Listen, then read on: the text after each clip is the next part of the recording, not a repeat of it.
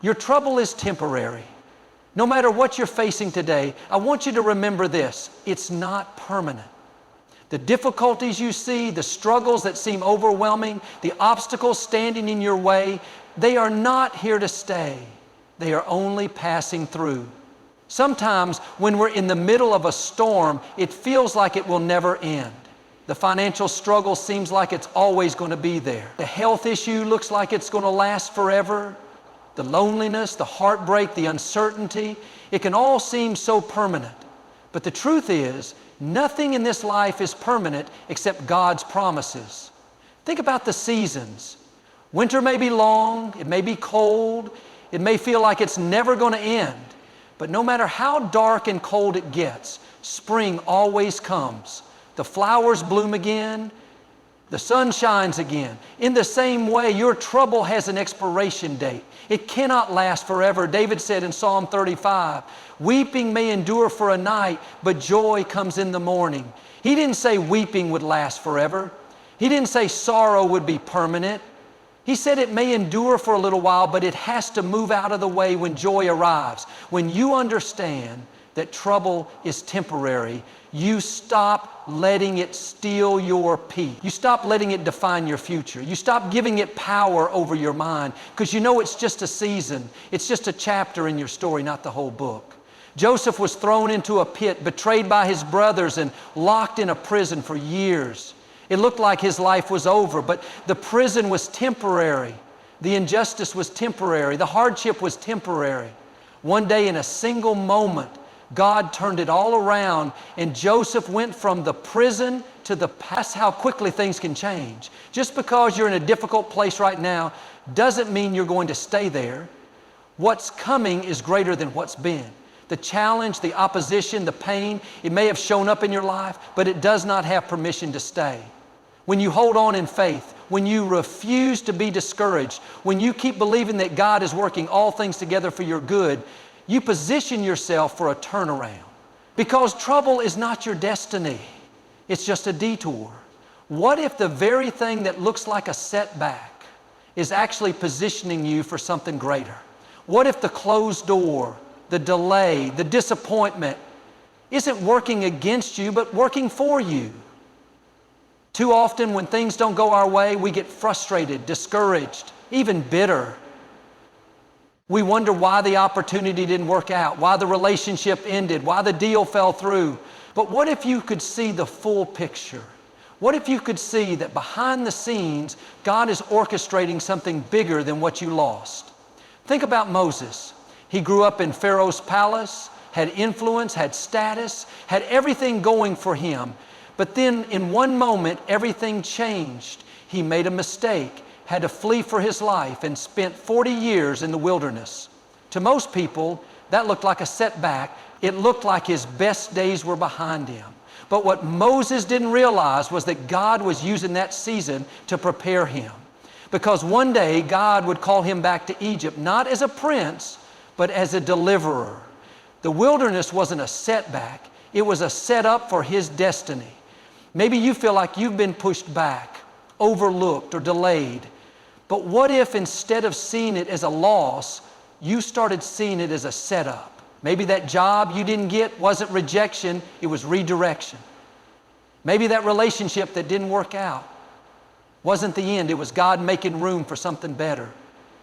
Maybe that financial struggle wasn't punishment, it was preparation for greater stewardship. When Joseph's brothers threw him into a pit and sold him into slavery, it looked like his life was over. He was falsely accused, thrown into prison, forgotten by the very people he helped. But in reality, every setback was positioning him closer to the palace.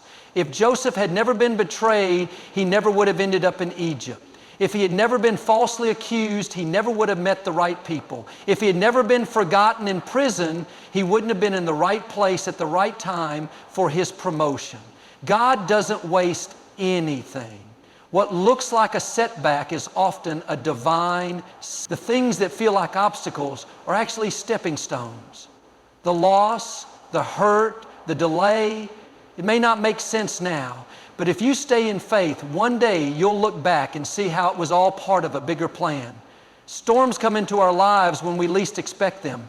A sudden loss, a financial struggle, a health challenge, a relationship that falls apart.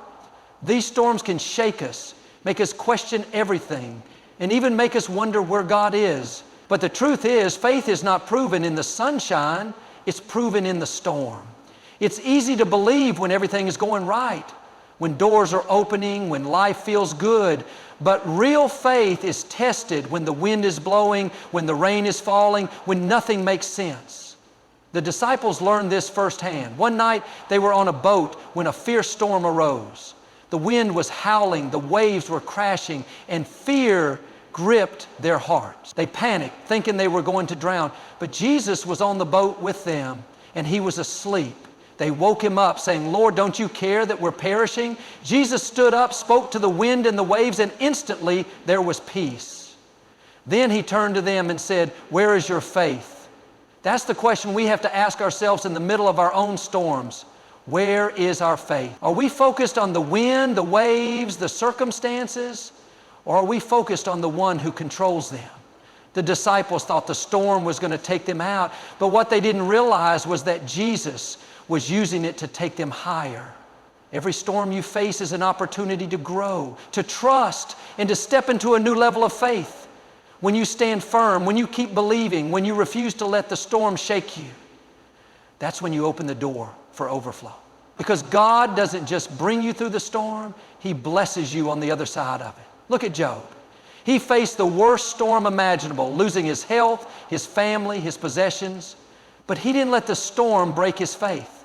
Even when he didn't understand, he kept worshiping, kept trusting, kept declaring that God was still good. And when the storm finally passed, Job didn't just get restored, he got double.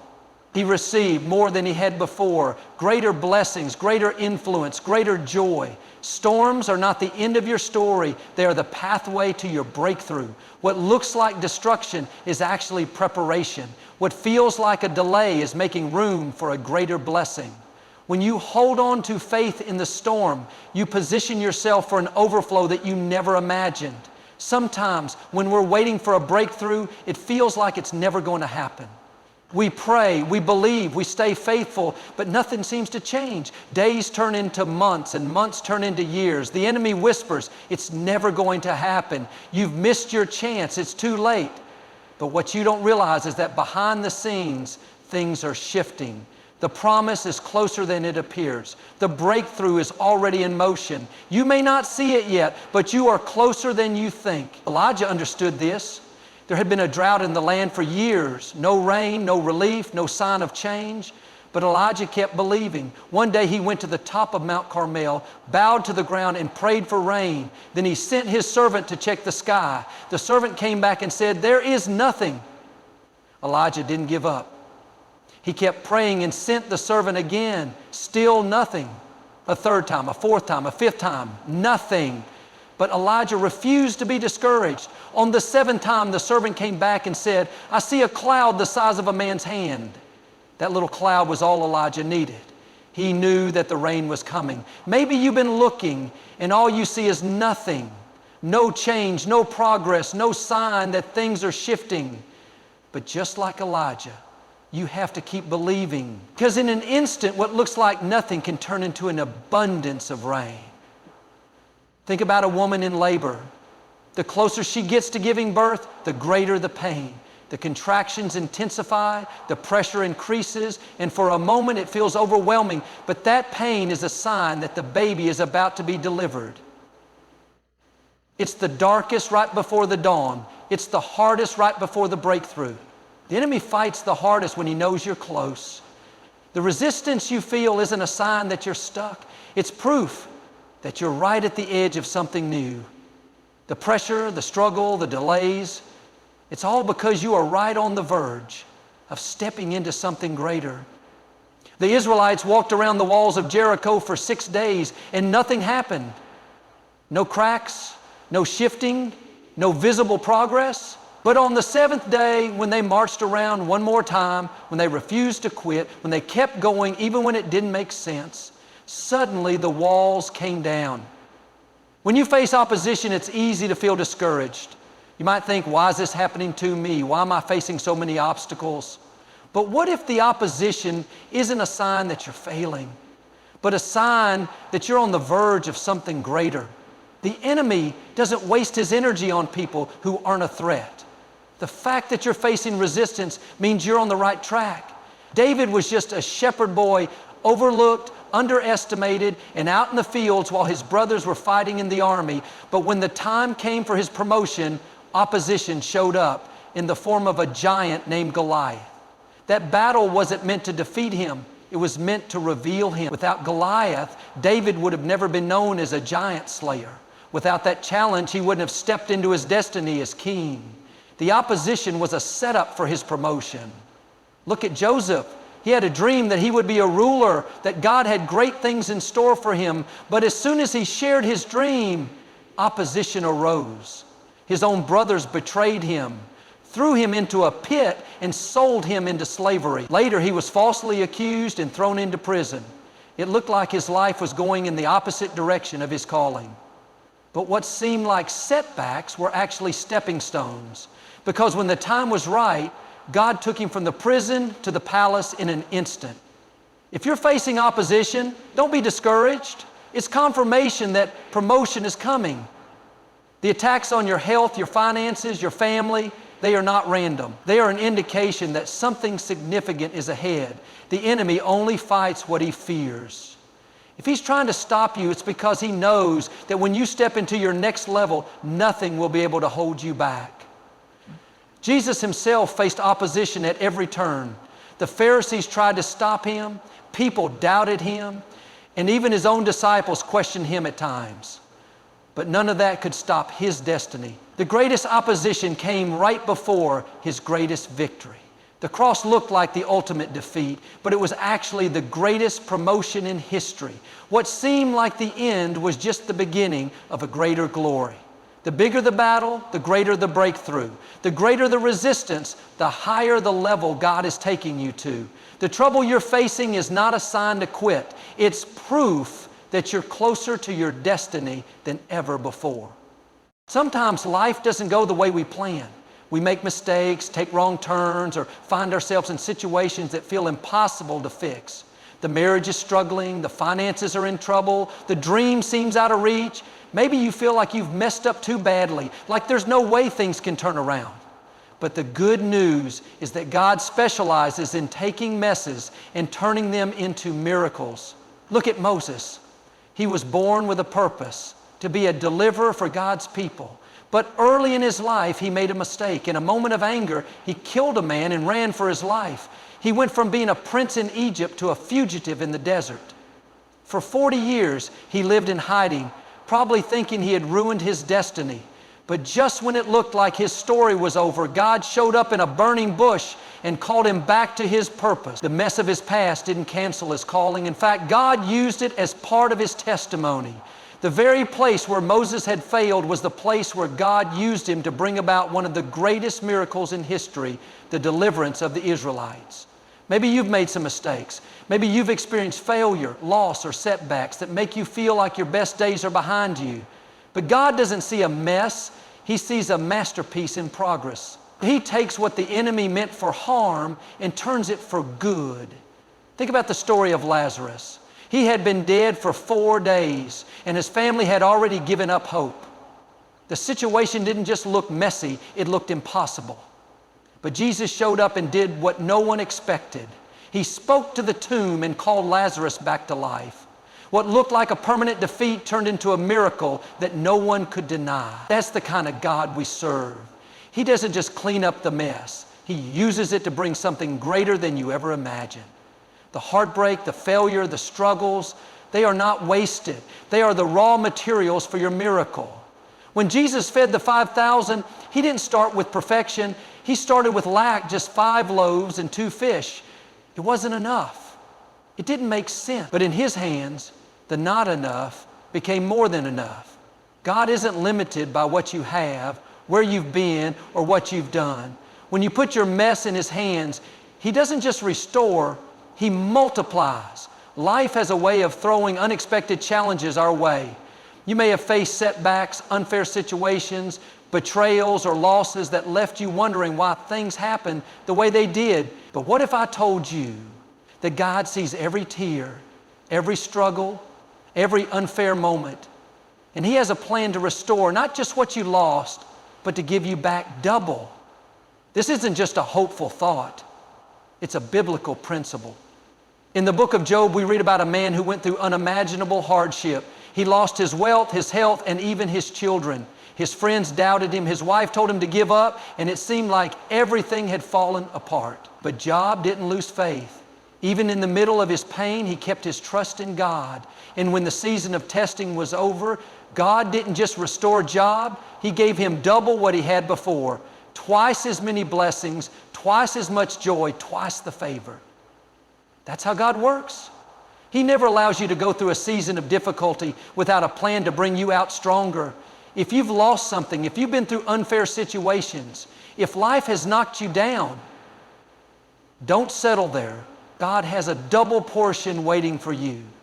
Isaiah 61:7 says, instead of your shame, you will receive a double portion, and instead of disgrace, you will rejoice in your inheritance. That means every tear, every disappointment, every lonely night, it's all setting you up for something greater. Look at Joseph. He was betrayed by his brothers, sold into slavery, and thrown into prison for something he didn't do. For years, it seemed like his life was going in the wrong direction. But when God turned it around, Joseph didn't just get out of prison. He was promoted to second in command over all of Egypt. One moment he was in chains, the next he was in charge. The trouble he endured wasn't wasted. It was a setup for double the influence, double the impact, double the favor.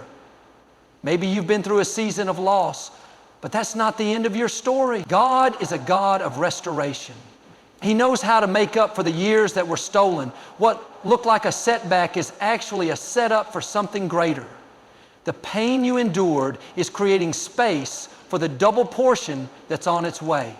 Your words have power. What you speak over your life is shaping your future. Too often, we let our circumstances dictate our words. We talk about how big the problem is, how we don't see a way out, how we're not qualified, not strong enough, or not blessed like others. But if you want to walk in victory, you have to start speaking victory even before you see it. Proverbs 18:21 says, life and death are in the power of the tongue. That means every time you speak, you're either speaking life or speaking defeat. You're either calling in blessings or calling in struggle. What you declare is what you attract. Look at the Israelites when they were about to enter the promised land. God had already told them the land was theirs, but when they sent out the 12 spies, 10 of them came back saying, the giants are too big. We don't stand a chance. We'll never defeat them. They focused on the obstacles instead of the promise. And because they spoke defeat, they never made it into the land God had for them. But Joshua and Caleb had a different report. They saw the same giants, the same challenges, the same opposition, but instead of speaking fear, they spoke faith. They said, we are well able to take the land. They understood that victory starts with your words.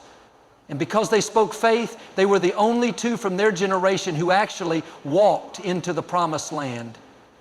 What are you speaking over your life today? Are you saying, I'll never get out of debt? I'll never meet the right person? I'll never get well? Or are you declaring, I am blessed, I am favored, I am more than a conqueror. No weapon formed against me will prosper.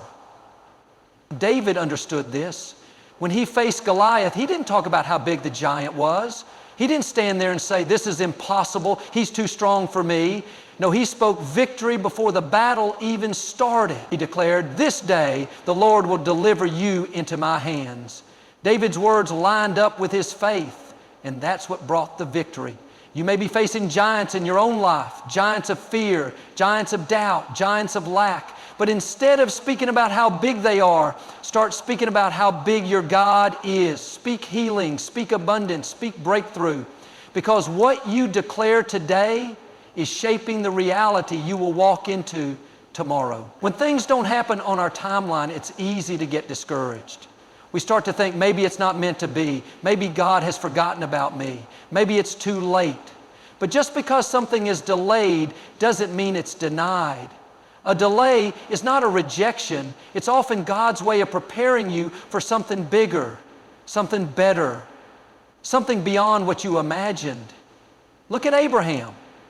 God promised him that he would be the father of many nations. But year after year passed and still no child. It seemed impossible. Abraham and Sarah were getting older, and in the natural it looked like the promise would never come to pass. But God doesn't operate on human schedules. What seemed like a delay was actually divine preparation. When the time was right, Sarah gave birth to Isaac, and the promise was fulfilled. The delay wasn't a denial. It was a setup for something greater. Think about Joseph. God gave him a dream that he would one day be a leader, that people would bow before him.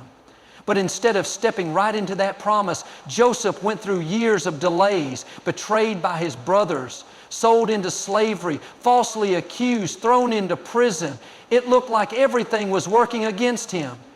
But what seemed like a delay was actually positioning him for his destiny. If he had gone straight to the palace, he wouldn't have been ready. He needed time to develop, to grow, to be prepared for what God had in store. When the right moment came, Joseph went from the prison to the palace in an instant. Maybe you've been praying for something, a breakthrough, a promotion, a relationship, a healing, but nothing seems to be changing. The enemy will try to convince you that it's never going to happen. But just because it hasn't happened yet doesn't mean it's not on the way. God's timing is always perfect. What He promised He will bring to pass. When Jesus heard that His friend Lazarus was sick, He didn't go immediately. He waited. By the time He arrived, Lazarus had been dead for 4 days. Everyone thought it was too late, but Jesus wasn't late. He was right on time for a miracle. If He had come earlier, they would have seen a healing, but because of the delay, they got to witness a resurrection. The delay is not a sign that God has forgotten you. It's a sign that He's working behind the scenes, aligning the right people, opening the right doors, and preparing you for something greater than you asked for. Your delay is not a denial. It's a setup for something beyond your expectation. Many times we pray for breakthroughs, we believe for promotion, we expect favor, but when things don't happen as quickly as we'd like, we get discouraged. We start to wonder, did I miss it? Is it ever going to happen? But the key to receiving what God has in store is to stay in position, to keep showing up, keep believing, keep doing the right thing, even when nothing seems to be changing. Think about a farmer planting seeds. He doesn't see results overnight. Days go by, weeks pass, and there's no sign of a harvest. But just because he can't see what's happening underground doesn't mean nothing is happening. Roots are growing, the seed is taking shape, and at the right time, the harvest will come. If the farmer gets impatient and walks away, he'll miss what was already in motion. Elijah understood this principle. There had been a severe drought in the land for years, but God spoke to Elijah and said, "Rain is coming." Elijah climbed to the top of Mount Carmel and began to pray. He sent his servant to look for signs of rain, but the servant came back and said, "There is nothing." Elijah didn't get discouraged. He didn't give up and go home. He told the servant, "Go look again." The servant went 6 times and still nothing. But on the 7th time, he came back and said, "I see a small cloud the size of a man's hand." That little cloud was all Elijah needed to know that the rain was on the way. What if Elijah had quit on the 6th time? What if he had walked away too soon? He would have missed the downpour that God had promised. Maybe you've been believing for something, a healing, a breakthrough, a promotion, a relationship, but it hasn't happened yet. You don't see any signs of change. You're tempted to give up. But this is the time to stay in position. Keep praying, keep worshiping, keep expecting. Just because you don't see it yet doesn't mean it's not on the way. Naaman almost missed his miracle because he didn't want to stay in position. He had leprosy, and the prophet Elisha told him to dip in the Jordan River 7 times. At first, he was offended. He thought it was beneath him. But when he finally obeyed and stayed in position, on the 7th dip, his skin was completely healed. God's timing is perfect. If you stay in position, if you remain faithful, keep believing, keep declaring His promises, you will see His blessing come to pass. What He has for you is already set aside. The question is, will you stay in position long enough to receive it?